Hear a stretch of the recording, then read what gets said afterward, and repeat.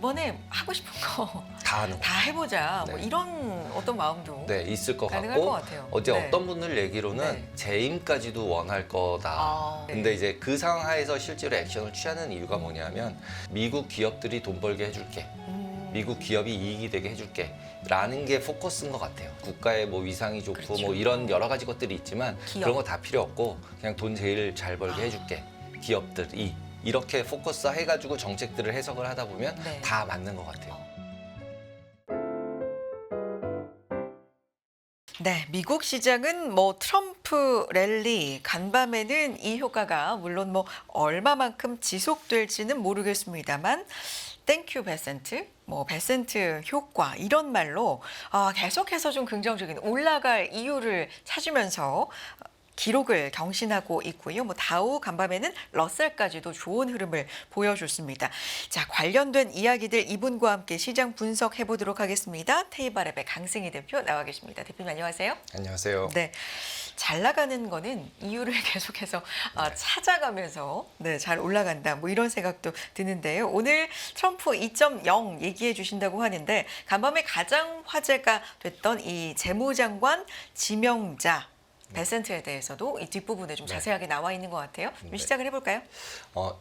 이 자료는 필스버리라는 미국 로펌에서 만든 자료들을 제가 약간 요약을 그냥 해봤고요. 네. 그 요약하기 전에 일단은 계속 저희가 듣고 있는 미국 우선 시대, 그 부분에 있어서 일단 상원 하원 다 장악을 했고 뭐 이제 3개 모든 이제 행정부 그다음에 입법부 다 관장을 할 것이다라는 것 때문에 이제 뭐 트럼프의 뭐 이제 독점에 가까운 이른바 레드 스윕. 스윕으로 될 거라고 이제 얘기를 계속 하고 있죠. 근데 이제 실제로 보면은 공화당 전체가 트럼프를 지지했던 상황은 일기 때 아니었어요. 그렇기 때문에 레드 스윕이 됐다고 해서 정말로 이제 트럼프가 마음대로 할 수 있을까라고 생각을 해볼 수가 있을 것 같고 그게 혹시 안 된다면 자기가 확실하게 쥐고 있는 건 행정부잖아요. 강요들. 그러니까 자기 사람들도 다 집어넣고 있고 그 다음에 실질적으로 트럼프가 원했던 거는 일기 때 하려고 하다가 자기가 못한 것도 있었을 거고 그 다음에 재선에서 떨어졌었잖아요.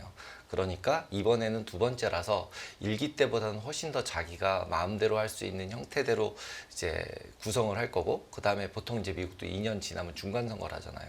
그러니까 중간 선거 하기 전에 원래는 이제 처음 대통령 할 때는 뭐 정신이 없을 거 아니에요. 그에 반해서 이번에는 되자마자 굉장히 과격하게 과감하게 액션을 취해서 중간 선거에서 이기려고 할 것 같다라는 게 제 생각이고 그다음에 현실적으로 이기이기도 하고 나이도 그렇고 이번에 하고 싶은 거 다 하는 거. 다 해보자. 네. 뭐 이런 어떤 마음도 네, 있을 것 가능할 같고 것 같아요. 어제 네. 어떤 분들 얘기로는 네. 아마도 재임까지도 원할 거다. 네, 그래서 유사일에 자기는 2번 한 대통령 하려고 하고 싶은 그런 생각도 있을 거다. 오, 나이가 나이도 그때도 많지만 네. 근데 이제 그 상황하에서 실제로 액션을 취하는 이유가 뭐냐면 그거 전체적으로 이제 트럼프가 하는 이제 정책을 저희가 할 때 뭐 네. 이것저것 되게 많잖아요. 근데 그 중에서 제일 키가 되는 건 결국 하나만 딱 모으면 미국 기업들이 돈 벌게 해줄게. 미국 기업이 이익이 되게 해줄게. 라는 게 포커스인 것 같아요. 지금 뭐 뒤에서 쭉 보겠지만 뭐 이게 우리가 계속 얘기하고 있는 미국 우선주의의 하나인 거죠. 우선주의의 네. 하나라고 해도 뭐 국가의 뭐 위상이 좋고 그렇죠. 뭐 이런 여러 가지 것들이 있지만 기업. 그런 거 다 필요 없고 그냥 돈 제일 잘 벌게 해줄게. 기업들이 이렇게 포커스 해가지고 정책들을 해석을 하다 보면 네. 다 맞는 것 같아요. 그래서 그런 눈으로 한번 바라보도록 네. 하겠습니다. 그리고 이제 2.0 되면서 실제로 그 최연소 백악관 대변인 같은 경우 27살이더라고요. 네네. 그런 정도로 나이도 어린 사람부터 많은 사람부터 되게 이제 약간 분포가 되게끔 하고 있고 그다음에 강경파적이고 그다음에 충성도 높은 사람들로만 뽑았다라고 보면 될 것 같아요. 그래서 지금 아까 보여드렸던 그 자료에서 제일 첫 번째로 얘기를 한 게 예산이에요. 네, 버짓 부분들. 근데 이 버짓 부분도 예산안 같은 경우 편성할 때 결국은 상원 하원 승인을 받아야 되잖아요. 네. 근데 이 부분이 대부분 다 이제 레드 수입이 됐으니까 그냥 빨리빨리 잘 넘어갈 거다라고 저도 그렇게 생각을 하고 있었는데 이 자료에서는 그렇게 얘기 안 하고 공화당 내에서도 결국 기싸움을 할 거다. 그래서 2월, 3월까지도 부채 한도 협상이 느려질 수 있다. 라고 얘기를 하고 있어요. 그래서 잡음이 좀 있을 수 있기 때문에 정부 셧다운 얘기가 안 나올 거라고 생각하면 안 된다.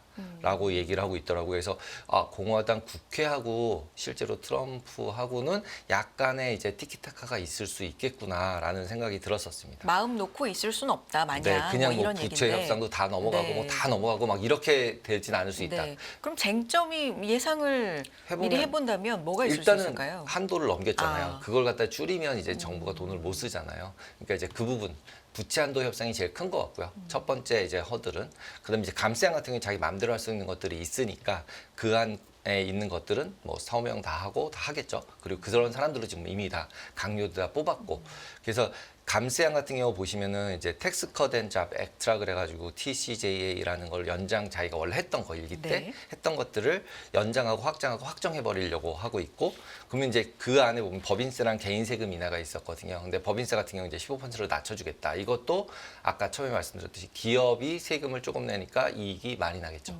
그 다음에 개인 같은 경우도 개인 세금 인하를 하면서 이제 뭐 사회보장소득이나 그 다음에 초과근무 수당 이런 거 세금 없애겠다.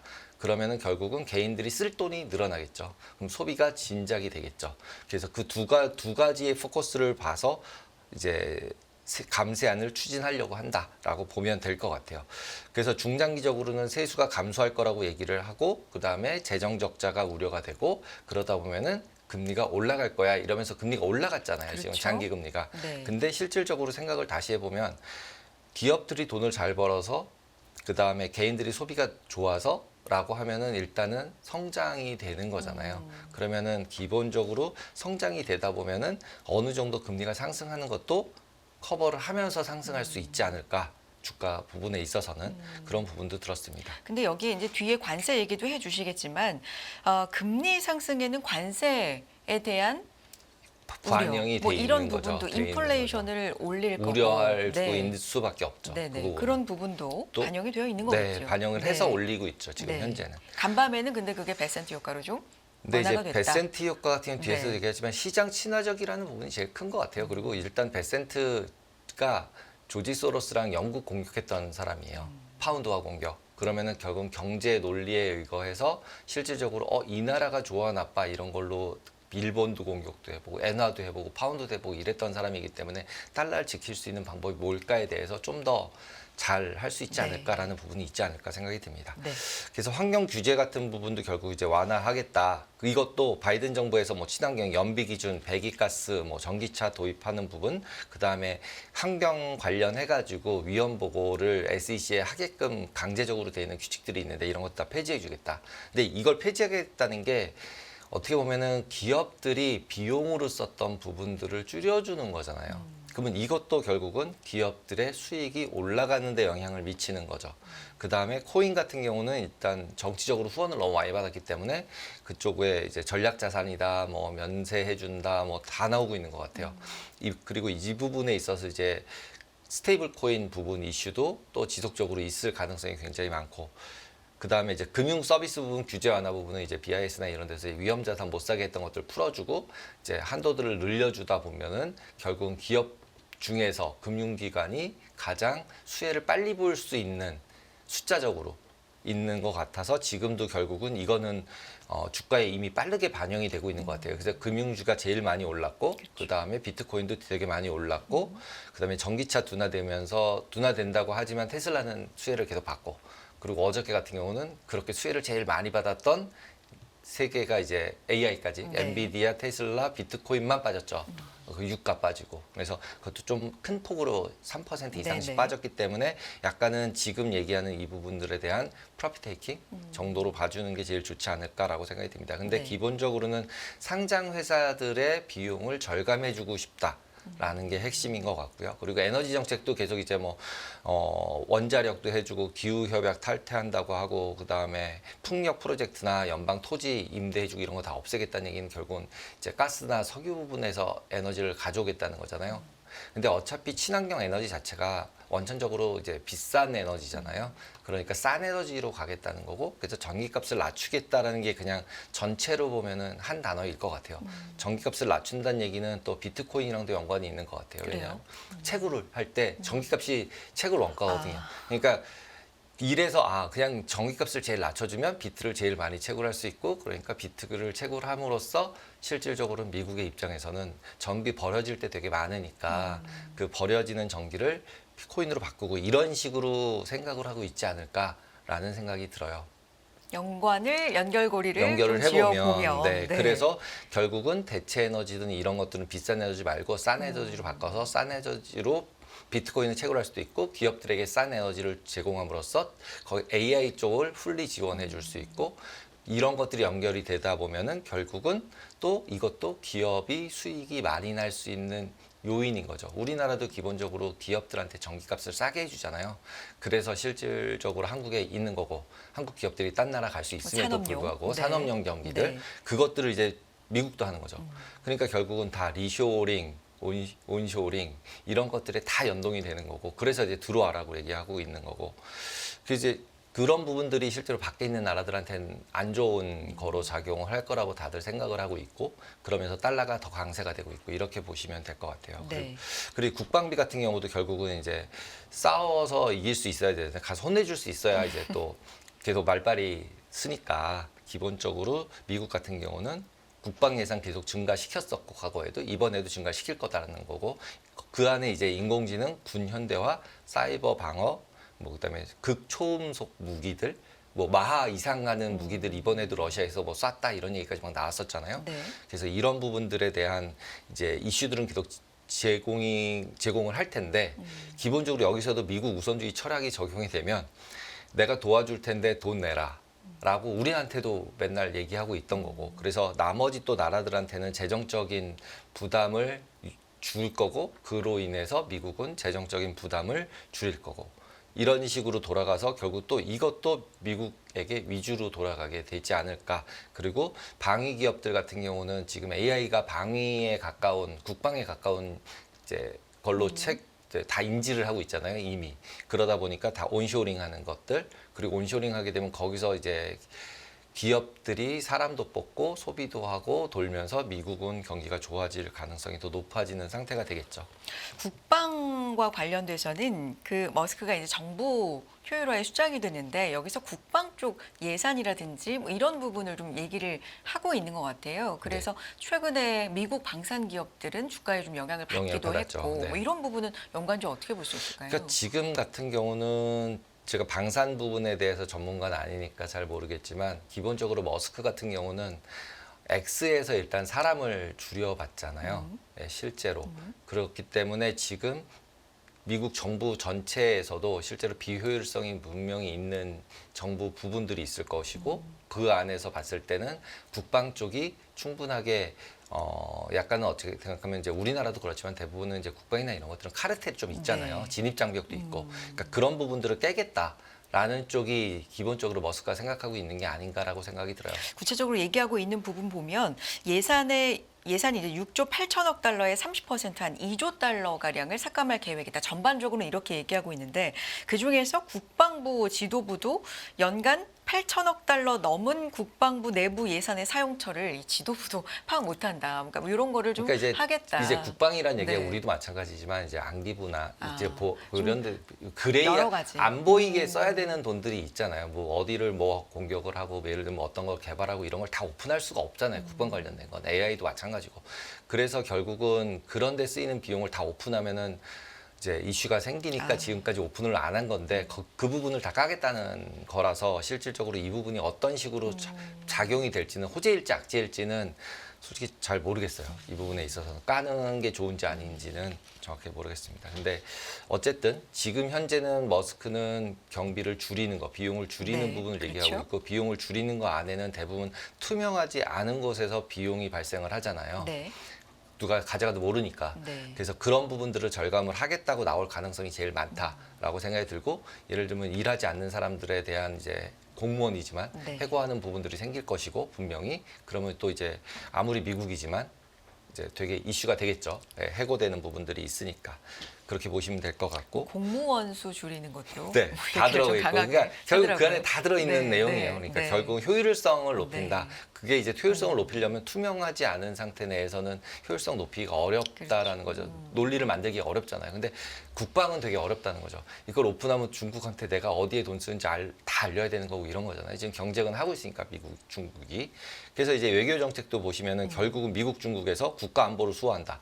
그래서 자기가 국가 경쟁력을 유지하는 데 있어서 안보를 수호하는 게 제일 첫 번째다라고 얘기를 계속 하고 있는 것이고, 그다음에 지금 인선도 결국은 중국을 계속 때릴 거라는 게 거의 이제 확실시 돼가고 있고, 그리고 미 의회 안에 미 중국 공산당 간 전략적 경쟁에 관한 하원 선정위원회가 이미 있었고, 그 위원회가 지속될 걸로 예상을 다 하고 있더라고요. 네. 그다음에 이제 무역, 군사, 뭐 기술 모두 다 중국이랑은 다 부닥치고 있어요. 모든 게. 그래서 그다음에 이제 여기서 최혜국 지위를 박탈하겠다라고 위협을 할 것이고 거기서 뭔가를 받아내지 않을까라고 이 레포트에서는 얘기를 하고 있습니다. 그래서 어쨌든 관세 부분은 굉장히 인상을 할 것이다라고 생각을 하고 있고요. 그다음에 우크라이나, 러시아는 이제 군사적, 재정적 지원을 중단하면서 결국 이제 좀 빨리 끝내는 쪽으로 몰아갈 것이다. 그리고 이스라엘, 가자는 지지를 이미 잃고 있기 때문에 빨리 끝내라라고 신속하게 해결하겠다라고 이제 얘기를 했었는데 네. 오늘 아침에 이제 이제 지금 이스라엘 쪽은 중단하는 뉴스들이 조금씩 휴전 얘기가 네. 계속 나오고 있죠. 그러니까 이것들도 어느 정도는 이게 지금 트럼프가 되자마자 나온 레포트였으니까 조금씩 다 진행이 되고 있다라고 보시면 될 것 같아요.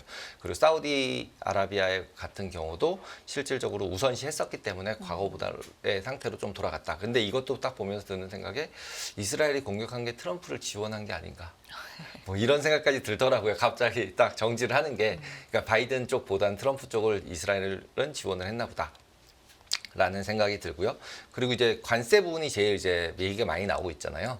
그래서 보편적 관세 10%, 뭐 중국 관세 60% 이런 얘기를 하고 있는데 현재 이렇게 매기면은 기존에 있는 무역 협약들을 다 위반한 게 된다고 하더라고요. 이미. 이렇게 때리면. 그럼 기존에 있는 FTA 뭐 이런 걸 다 이제 무시하는 상태가 돼버리고 1대1로 계약을 다 다시 해야 되는 상태가 돼버리니까. 근데 트럼프는 그런 거 신경 안 쓰고 할 수 있는 사람이니까. 예. 그래서 이제 이슈가 되고 있는데. 근데 이제 간밤에 가장 영향을 많이 미친 게 이제 베센트 지명이니까 그 얘기를 좀 계속 하게 됐는데 사실 베센트는 지명 전부터 그런 얘기를 했잖아요. 저 액면 그대로 저걸 받아들일 줄 다 알고. 매기는 네. 게 아니라 저걸 지렛대 삼아서 어떤 협상의 조건으로 활용을 한다. 그래서 완전히 강경하다기보다는 중간에서 뭔가 가교 역할, 중재 역할을 할 수 있는 역할로도 시장은 좀 환호를 했다. 이런 분석들도 나오더라고요. 맞습니다. 그럴 네. 것 같아요. 그러니까 관세 부분을 얘기하는 게 제가 네. 왜 이렇게 한다고 했을 때 할 거냐라고 했을 때 네. 되게 선택적일 거라고 저는 생각을 해요. 왜냐하면 아까 제일 처음에 모두에도 기업이 돈을 잘 벌기였잖아요. 그렇죠. 근데 중국에서 싼 물건을 만들어서 미국에 수출을 하고 있는데 옛날에 그냥 아무 생각 없이 사게 싸니까 좋아 그러고 썼었는데 지금은 뭐냐면 온쇼에서 만드는 상품들, 미국 본토에서 만드는 상품들을 쓰게 해야 되잖아요. 근데 중국에서 싼 물건이 들어와요. 그러니까 관세는 제 생각엔 중요하지 않은 것 같아요. 관세가 중요한 게 아니라 미국에 있는 기업이 중국이랑 경쟁을 하고 있어요. 그러면은 미국에서 있는 기업이 중국에서 들어오는 물건값과 같게 맞춰줘야 이 공장에서 물건을 만들 수 있잖아요. 그러니까 그 각 부분 회사들마다 기업들마다 중국에서 오는 게 너무 싸면은 그거에 맞춰서 가격에 맞춰서 관세를 계속 다 맞춰주는 거죠. 경쟁할 수 있게. 지금은 경쟁 자체가 안 되니까 중국에서 수입해 올 수밖에 없잖아요.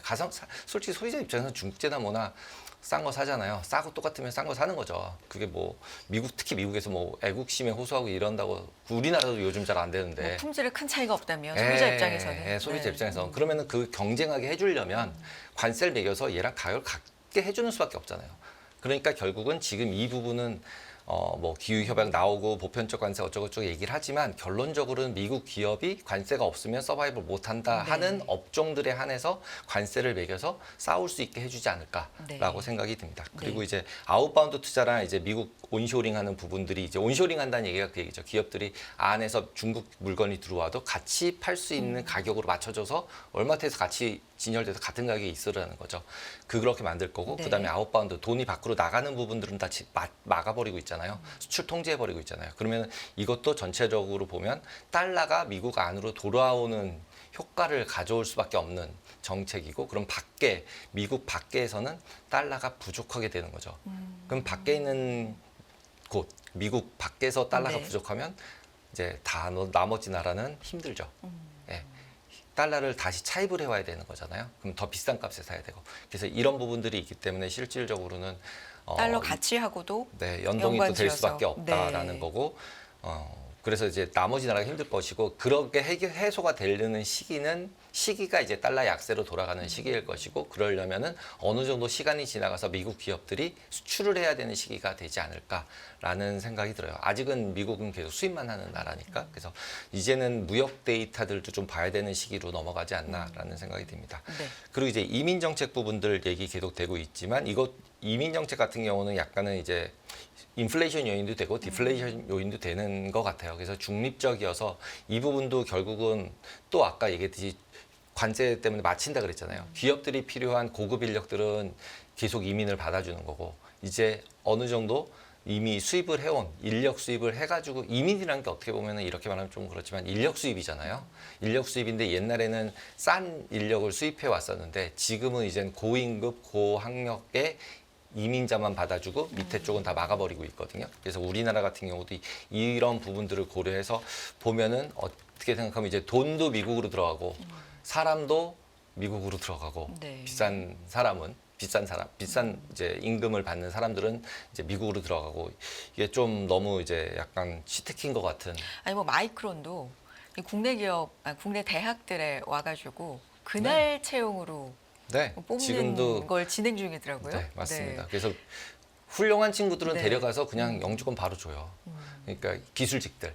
그러니까 이제 결국 사람도 수입해 가는 거잖아요. 그래서 사람도 수입하고 수출하고 하는 게 이민이나 마찬가지인 건데, 수출십이라는 말을 쓸 수 없을 뿐이지.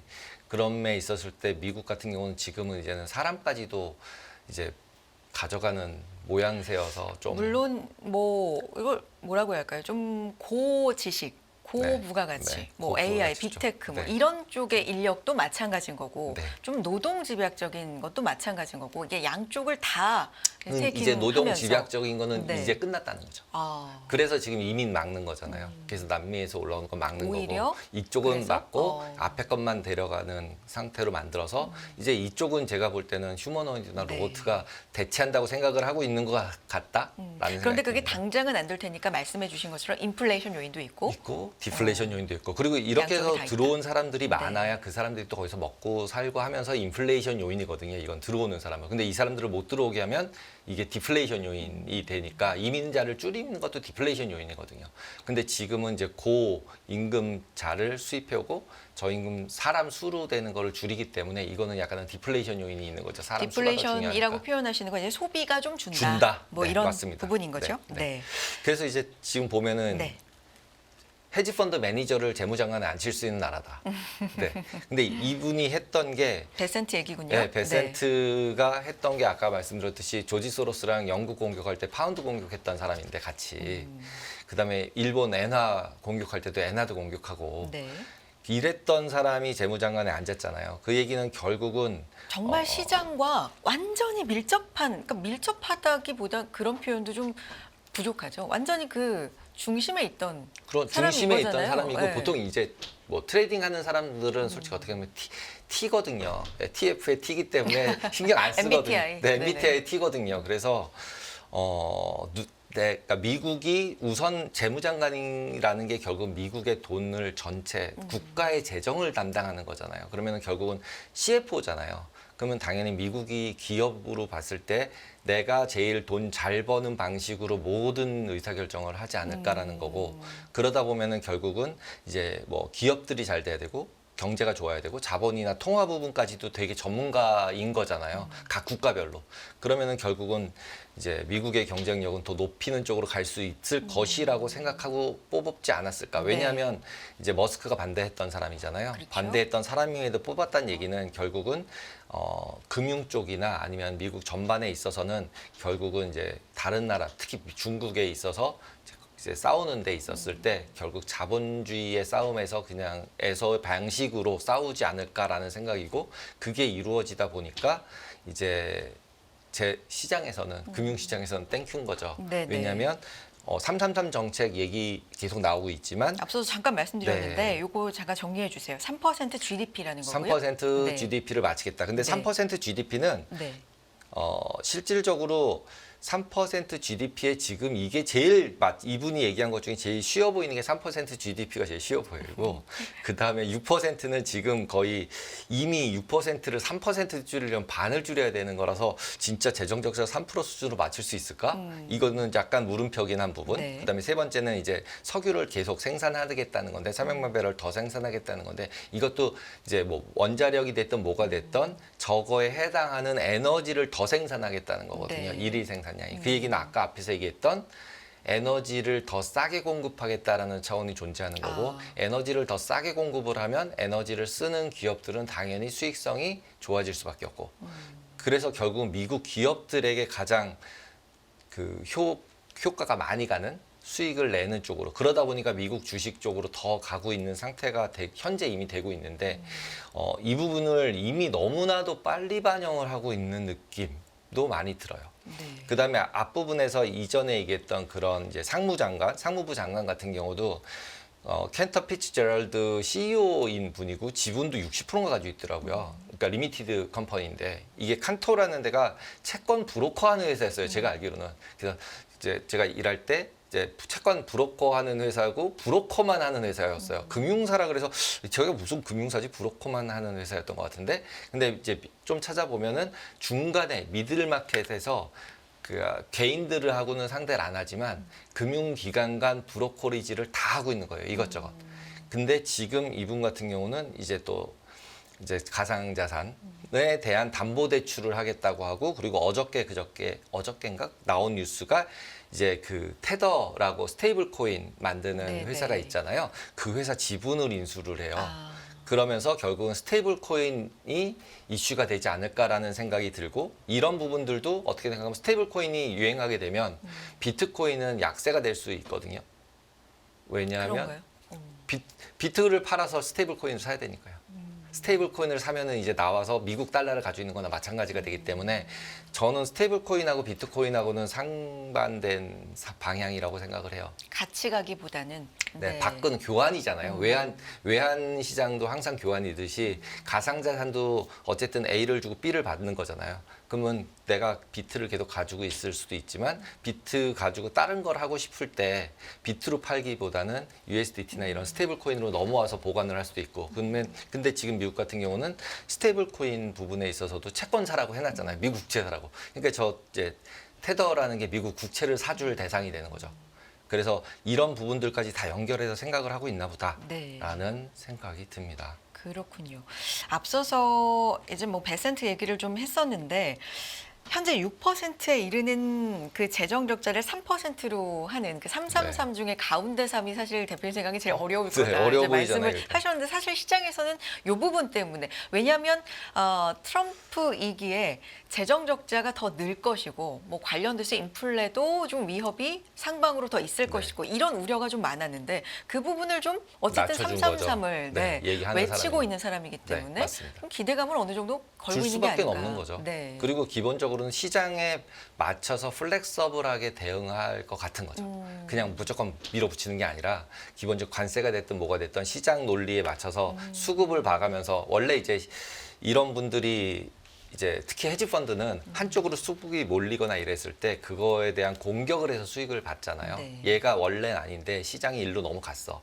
그러면 그걸 땡겨오듯이 지금 어떻게 보면 트럼프가 됐던 누가 됐던 이게 너무 한쪽으로 치우쳐지는 상황이 발생을 하면 그 부분에 대해서 내가 이길 수 있나 없나를 해서 공격을 하는 역할을 해봤던 사람이잖아요. 네. 네, 그러니까 예를 들어서 그냥 행정부에서 계속 있어서 그냥 행정 업무만 봤던 사람이 아니라 실제로 운용을 했던 사람이고 매매를 했던 사람인데 그거 시장의 한가운데서. 네, 한가운데서 그랬던 사람이 이제 미국 돈 전체를 가지고서 네. 전 세계를 대상으로 게임을 또 할 거라는 거죠. 그러면은 싸워서 이길 가능성이 저분이 높잖아요. 또 그런 관점으로. 네. 베센트 지명자가 또 그 그림자 연준 얘기도 처음으로 했던 분으로 알고 있어서 뭐 연준과의 관계 이런 것도 조금 이제 애매해지겠죠. 관전 포인트가. 거기다 이제 네. 일단 파월이 또 내려올지 안 내려올지 네. 아직 모르지만 26년까지는 임기다라고 그러셨지만 근데 뭐 안 내려올 가능성이 더 많겠죠. 지금 현재로 법적으로도 봐서는. 그렇고. 네, 법적으로도 그래서 그렇고. 그림자 연준을 이제 들고 네. 나온 거긴 한데. 그렇죠. 미리 그래서 지명을 해버리려고 벌써 사람 이름도 막 올라오더라고요. 약간 이제 무력화 뭐 네, 이 정도. 맞습니다. 네, 그림자 연주 말 그대로 요걸 이제 갖고 나왔기 때문에 어쨌든 관계 뭐 이런 것도 조금은 볼 필요가 있지 않나. 자, 여기까지 오늘 네. 듣도록 하겠습니다. 테이블랩의 강승희 대표 함께했습니다. 고맙습니다. 감사합니다.